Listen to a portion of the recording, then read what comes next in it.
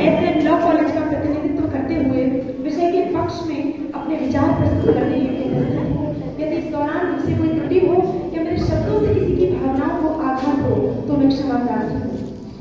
कि जो करना मेरे देश को नमन छोड़ दे उसे कह दो कि मेरा वतन छोड़ दे। कि जो करना मेरे देश को नमन छोड़ दे उसे कह दो कि मेरा वतन छोड़ दे। जिसे मजहब प्यारा है ये देश नहीं, कि जिसे मजहब प्यारा है ये देश नहीं, वो होना यहाँ की मिट्टी में अब दफन छोड़ दे। समान नागरिक संहिता वर्तमान समय में हमारे देश के सर्वाधिक ज्वलंत मुद्दों में से एक है।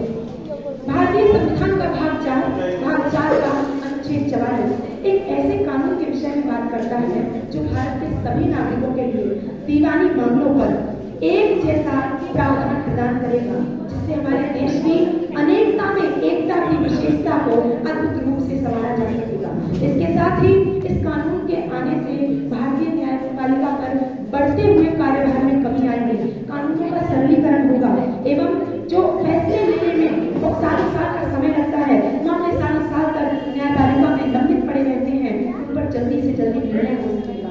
इसी के साथ साथ भारतीय संविधान के अनुच्छेद 14 एवं 15 का सही ढंग से कार्यान्वयन संभव हो सकेगा।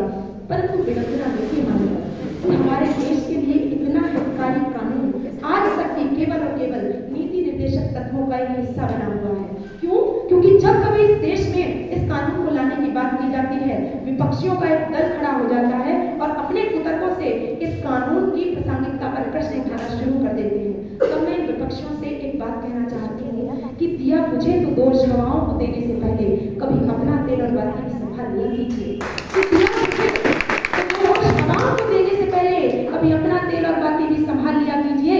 और कमियां निकालने में यदि चोटी का जोर लगा देते हैं आप, कभी तो एक नजर खूबियों पर भी डाल दिया कीजिए। मानव हमारे देश में सभी के लिए आपराधिक कानून एक समान है, इससे किसी को कोई आपत्ति नहीं।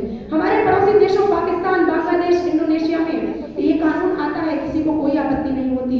परंतु भारत में जब दीवानी मामलों पर एक समान कानून की बात चलती है तो किसी का धर्म संकट में आ जाता है, कोई अनुच्छेद 25 की दुहाई लगाने चला आता है, तो वही कोई अकाल तख्त के कानून सामने लाता है, तो कोई बात करता है जनजातीय रीति रिवाजों में खत्म हो जाने की।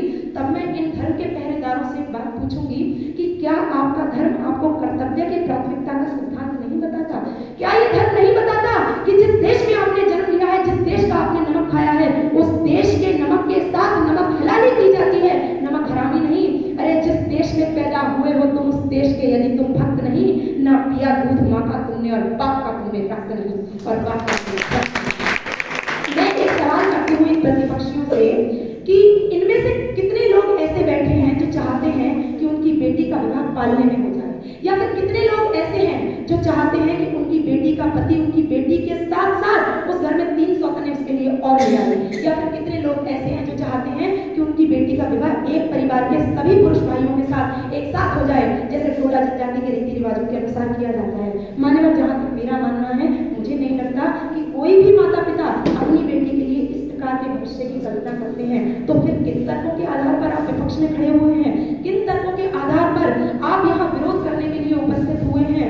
अरे वतन की फिक्र करो नादानो, वतन की फिक्र करो नादानो, हमारी बर्बादी के चर्चे हैं आसमानों में। अगर समय रहते नहीं समरे तो एक मंजर आएगा जब दास्तां तक नहीं बचेगी हमारी दास्तानों में, कि दास्तां तक नहीं बचेगी। मैं पूछना चाहती हूँ, क्या यही वो भारत है जिसका सपना हमारे क्रांतिकारी वीरों ने देखा था, सालों साल जेलों में बैठकर यातनाएं सही थी? क्या यही वो भारत है जिसके लिए शहीद आदम हंसते हंसते फांसी का फंदा चूम गए? क्या यही वो भारत है जिसके लिए 60 से अधिक देशों का संविधान पढ़ा गया और तब जाकर के इस भारत का एक संविधान बनाया गया? तो मैं कहना चाहूंगी कि कोई गोवा की बात करता है तो कोई कहीं की बात करता है। अब मैं पूछती हूँ कि अगर ये कानून आ जाएगा, सभी धर्मों के लिए एक जैसा कानून बन जाएगा, तो इससे समस्या क्या होगी? क्या धार्मिक संस्कृतियां खत्म हो जाएंगी, या हम अपना पूजा पाठ का तरीका बदल देंगे? समानताएं आएंगी कानूनी रूप में, सामाजिक रूप में नहीं। ये धार्मिक रूप में नहीं, ये सामाजिक हित का एक मुद्दा है। सामाजिक हित के एक मुद्दे को धर्म के ऊपर कुठाराघात बताकर कुछ राजनीतिक दल अपनी सियासी रोटियां सेकने के लिए आग जलाने का काम कर रहे हैं। और हमारी विवशता देखिए कि हमारे प्रतिपक्षी साथी उसी आग को जलाने में उनका समर्थन कर रहे हैं। तब मैं अंत में